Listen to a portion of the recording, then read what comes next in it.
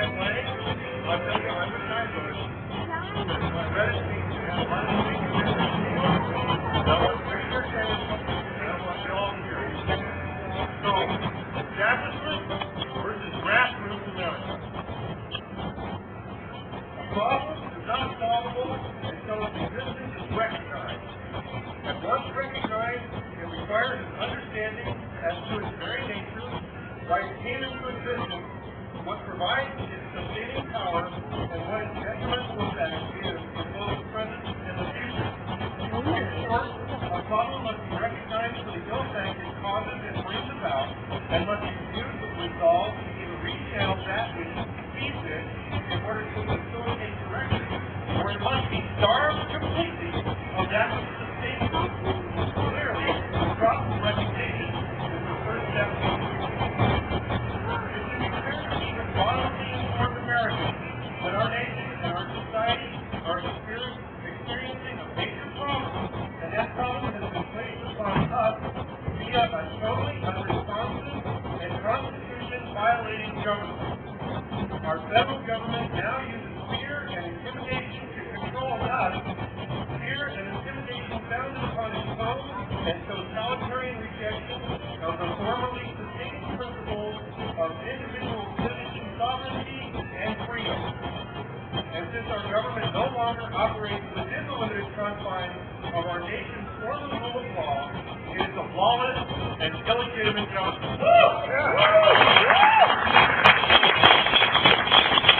Our government has neither the legal nor moral right to tell us what to do, nor is it in any way authorized regarding its intentions in committing us as a nation to particular foreign policy or treaties. And any military action where government undertakes on our behalf is no longer supportable by any modicum of legitimacy. Considering further its Constitution's illegitimacy, our government's constitution of our wealth and or property and taxation is nothing more than collective armed robbery, whether or not the 16th Amendment was ratified and whether or not the IRS was able to produce any statutory evidence authorizing its constitutory powers. Our government uses fear and terror to justify its illegal, immoral, and unconstitutional activities. Law based upon justice, as was the intent of our constitutionally created government, has been suspended and replaced by power, might, and fear. And although the indicators of today's power and might originated through a executive branch, the Congress of the United States has become totally complicit in the federal government's crime against our people and its Constitution.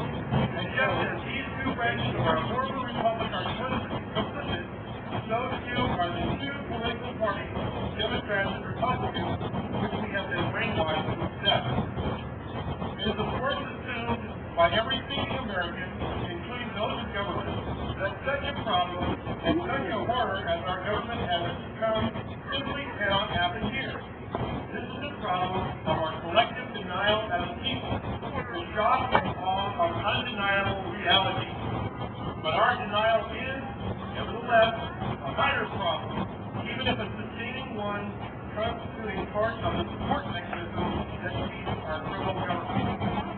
But the primary source of support for our criminal government is the readily discernible and visible establishment, which is protected by both the failure on the part of the masses, even in the working, and also by our failure to comprehend the precise nature of its dominance. In fact, another dimension of public confusion regarding the dominating establishment is the unrecognized absurdity that suggests that elements within this controlling entity may actually compete or even oppose one another, which seemingly provides us further insurance against any collaborative efforts that could endanger our personal freedom. America's controlling entity can indeed be identified as the establishment. It has been identified also as our shadow government, even though this term is of lesser usage. It includes the military-industrial complex, a term deserving of note as it was uttered by a retiring president in the same form of epiphany that causes us to consider another retiring president entangling alliances and a retiring senator warning concerning the Israel lobby. What we have all come to understand is that these power brokers do indeed exist, that they exist to exert their will over us through our own government.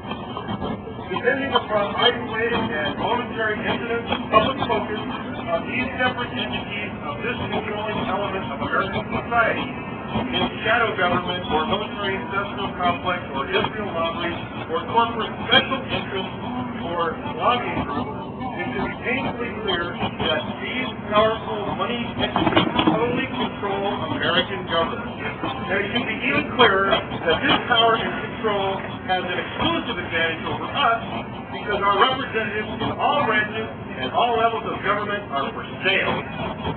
Our politicians and their bureaucrats serve the highest bidder, and the public and its constitution be damned. This is the real core problem. Our form of government has once thought of as a constitutionally limited republic, and not a democracy where 51% of the population can subvert the individual rights and freedoms of a 49% minority. And a minority is not simply less than a majority, nor is it a specific group such as those of the same skin color or gender or race or religion. A minority in the former American Republic constituted only one individual, an individual whose God-given rights to life, liberty, and property could not be taken away by any other, to include government officials, bureaus, branches, and offices. My, how things have changed over the last few years. It is establishment America that has taken our God-given freedoms from us. This powerful America-destroying operation has many organizational faces and identities. Organizational differences once thought to serve as a diverse filter considered by such as James Madison in writing his Federalist Paper No. 10 concerning fashion. But establishment America has a common objective, and that is the total usurpation of the American people's lives, liberty, and property. They collaborate to consume it all for their own selfish gain.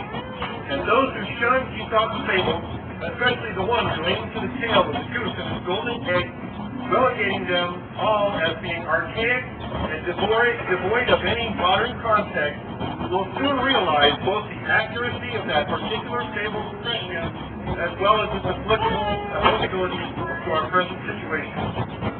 Establishment America includes the so-called American press, also known as the corporate establishment mainstream mass media, MSM, which controls and revises our social wars via the artificial peer pressure of political correctness. Establishment America includes also the powerful Rothschild Rockefeller international bankers who plan, execute, and profit enormously from the untold suffering, destruction, and genocide they have created to continue to create in all the wars they have brought to mankind over the 221 years our nation has progressed as a republic.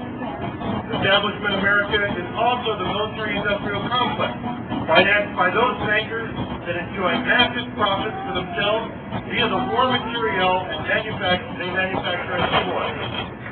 Establishment America is the Israel lobby, the American Israel Public Affairs Committee.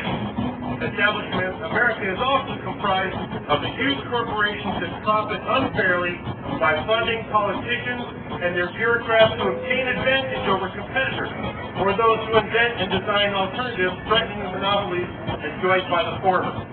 And last, Establishment America is our government, which is comprised of our bought and paid for politicians and their appointed bureaucrats who serve as Establishment America stooges, looking out for their own interests while ignoring ours. Our nation's #1 problem is Establishment America. The only thing American about that term relates to its primary geographic base of operations. It certainly is not representative